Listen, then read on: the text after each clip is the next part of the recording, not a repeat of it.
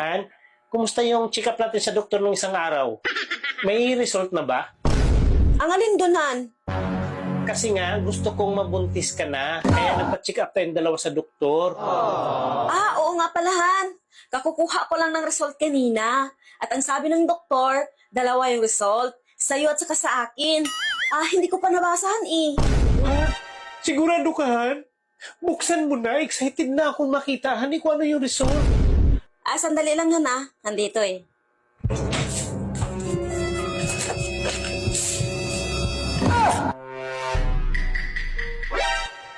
Han, bakit? Sabihin mo na kasi. Naku, Han! Kapag may gusto mo! Ha? Anong result? Sabihin mo na kasi. Buntis ako!